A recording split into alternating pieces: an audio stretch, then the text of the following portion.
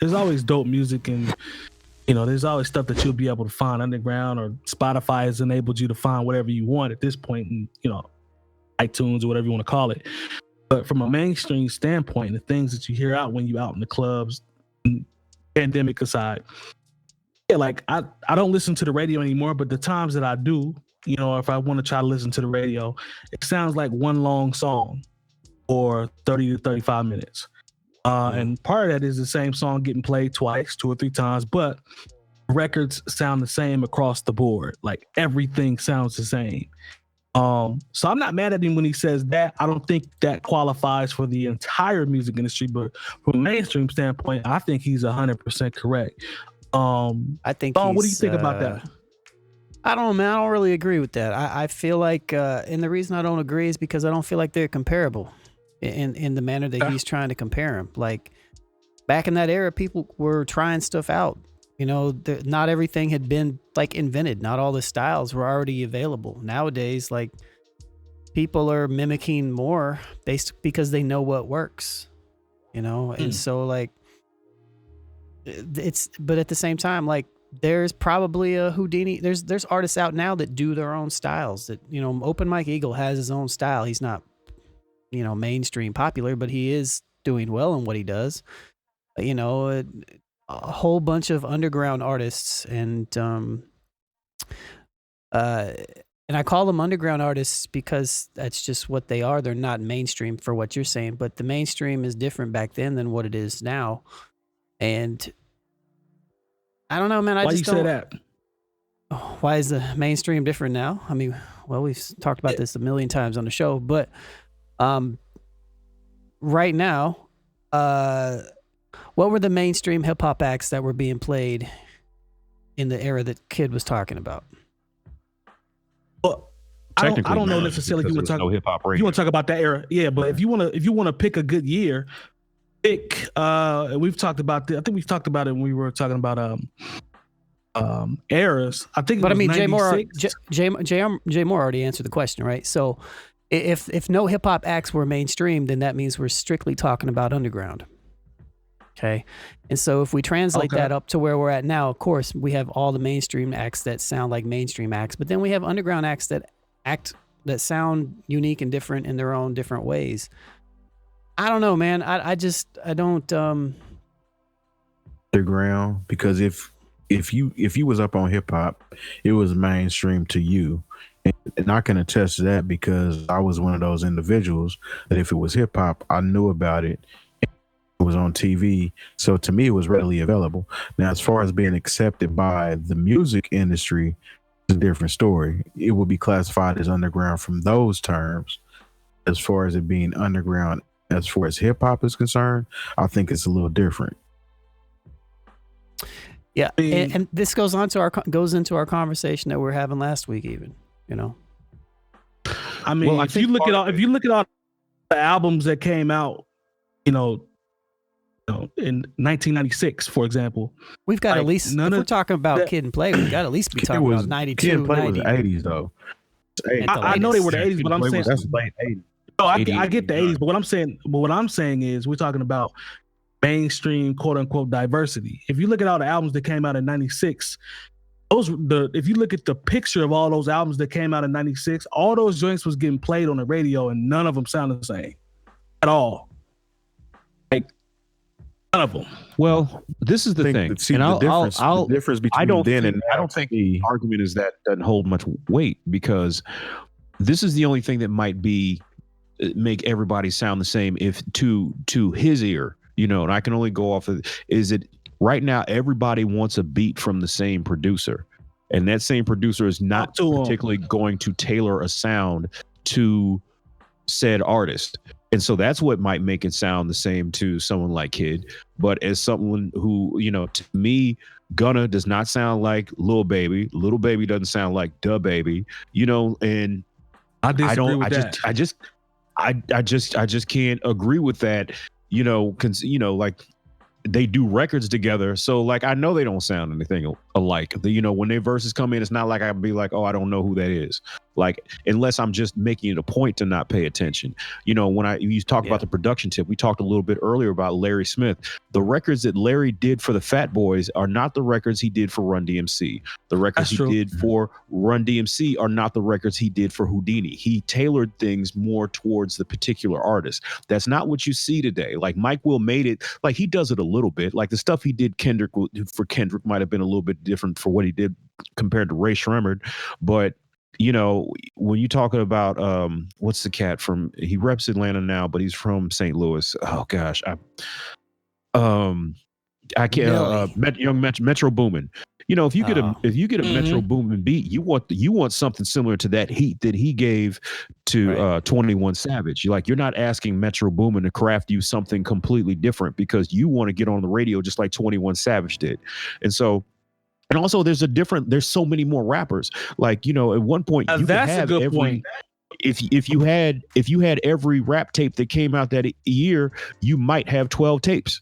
Like there are 12, 15 albums that come out every week now. So there's the proliferation of artists is completely different. So, there might be some that sound the same, but who breaks through is, it's still a real diversity of sound, at least to me. And like I said, of course I have what I like to listen to, and then what I listen to because I still work in clubs where we play popular music for younger people.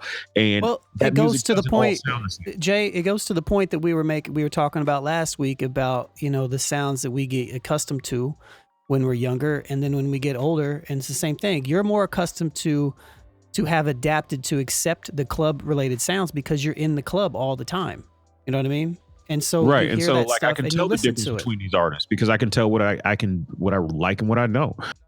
Yeah, and so to me, this is just piggybacked off what we talked about last week. To me, Kid sounds like he's making a generalization. Yeah. Okay. In my personal opinion, that's fair. To me, it sounds like why does it say Mr. Kinetic on your name? You're not Mr. Kinetic. Whose name? He is not Mr. Kinetic. Shouts to Mr. Kinetic. Shout out to Mr. Kinetic. No, I just transforming it into kinetic. It's like not all black people look the same. For real. I feel you, Long. I see you. Jam accordingly. Shout out to Mr. Kinetic. But now what I was gonna say is I think somebody that's far removed is going to all sound the same. Now I think he has a point to a certain extent, because when you look at rappers and cats coming up, it's almost like you got the rapper starter kit, which means pretty much dress the same as everybody else. You don't stand out in that instance, so to speak, because everybody's buying and wearing the same shit.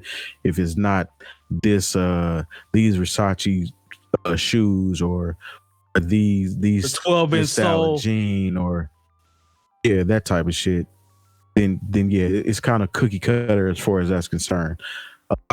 Some artists do sound the same, and it's based off of everybody is an AR right now. So if you hear a sound that's popping, then you're copying that sound, versus if you were back in the day trying to get a record deal and you sounded totally different, they're telling you to copy that sound. You know what I'm saying? So if you remove that's it, Long. That's what Long said is it. They know what works. They know what works. So a lot of people are definitely seeing what works for certain individuals, and they're kind of hopping on that bandwagon. But when you have artists and groups like Odd Future sound and do nothing like anybody else, have crews like TDE that are in a whole game by themselves. We have crews like Dreamville, which is why I love a collection of individuals all over the South. You have artists from North Carolina, South Carolina, Atlanta.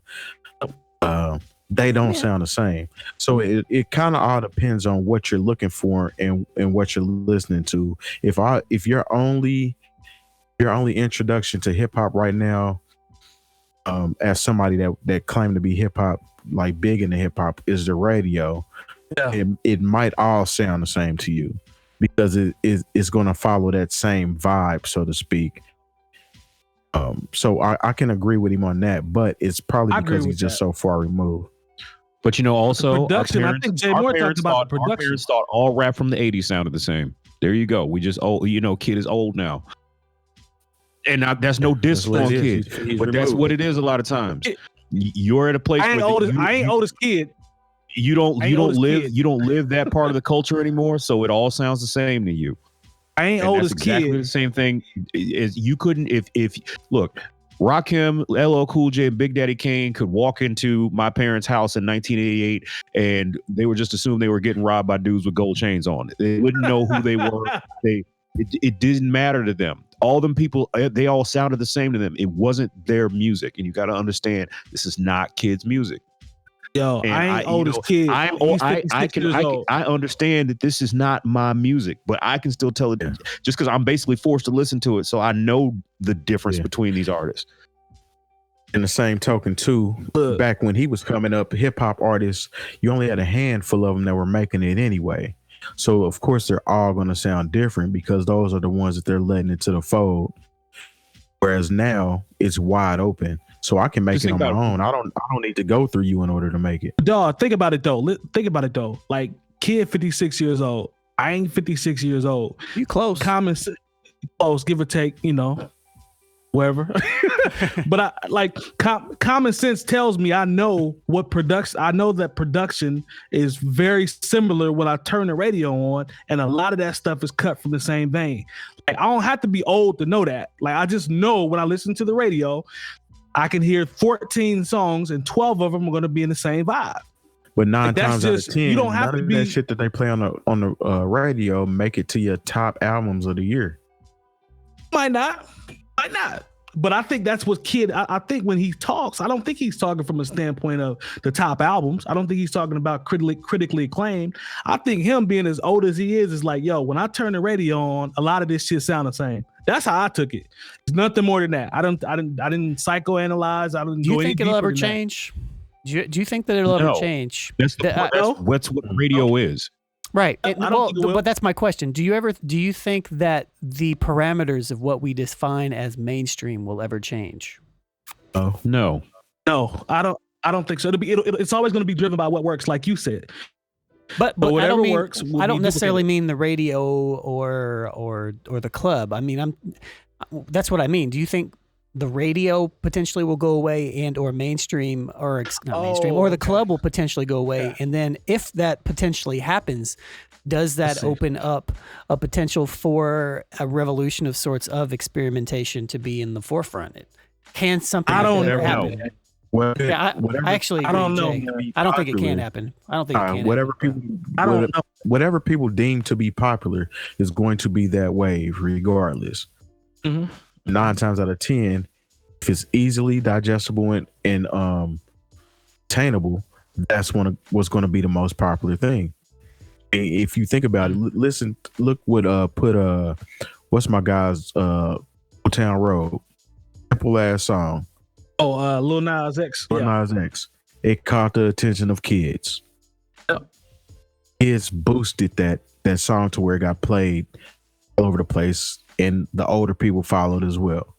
Out of Billy Ray. Not the kids. The kids are what moved the culture. Period. Yeah, which is so interesting. If they like it, that's what it's gonna be. Oh, stupid! I saw that expression on your face. I mean, but it's true. It's like the entire genre of or the entire mainstream music industry is driven by kids because it's.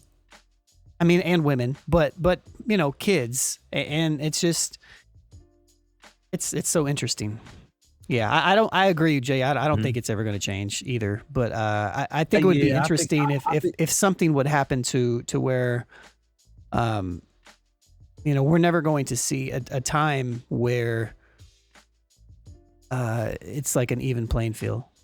I don't think. No, I mean, and Terry brought up something that was very like what winds up on people's top 10 lists of the year a lot of times does not line up with what were the top 10 most played songs on the radio. And like I said in previous shows, that's the great thing about this era. You are not forced to have to listen to whatever 15 songs get played on the radio, and the songs wherever there are videos being played that are being played.